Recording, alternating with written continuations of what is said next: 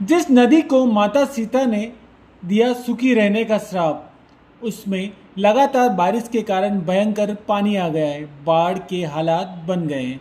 हम बात कर रहे हैं बिहार के गयाजी स्थित फल्गु नदी की। 2 दिन से हो रही बारिश से फल्गु नदी का जल स्तर बढ़ गया है।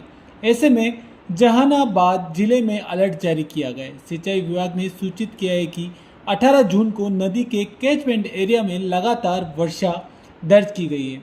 फलस्वरूप फल्गु नदी में जल स्तर बढ़ने और जहानाबाद जिले के कई हिस्सों में बाढ़ जैसी स्थिति होने की संभावना है।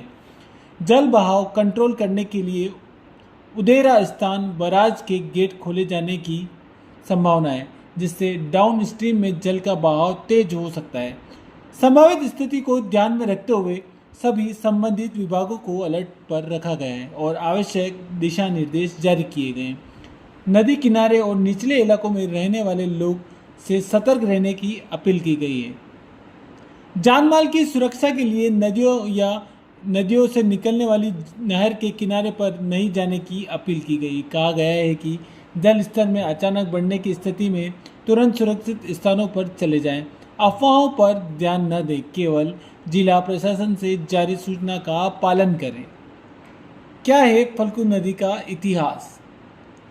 फल्गु नदी के बारे में बता रहे कि यह एक पवित्र नदी है जिसे अंत सलीला कहा जाता है, क्योंकि इसका अधिकांश प्रवाह भूमिगत होता है।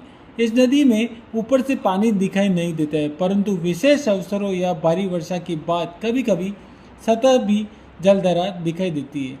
फल्गु नदी को लेकर क्या है पौराणिक मान्यता?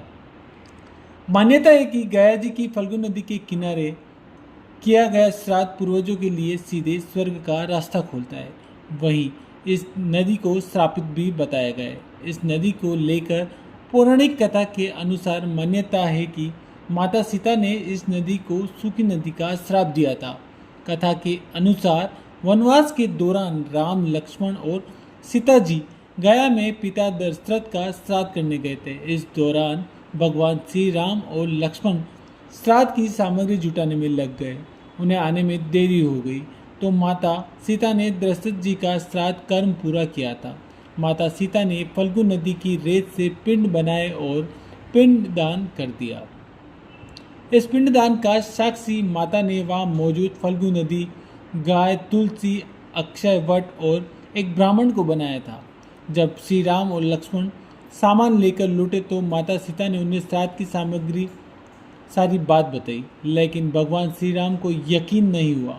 उन्होंने साक्षीगण से इसके बारे में पूछा, लेकिन वट वृक्ष के अलावा किसी भी साक्षी ने उसकी बात को सही नहीं माना और फल्गु नदी ने भी झूठी गवाही दी। इसके बाद माता सीता क्रोधित हो गई और उन्होंने फल्गु नदी को श्राप दिया कि वह सदा सुखी रहेगी। जिस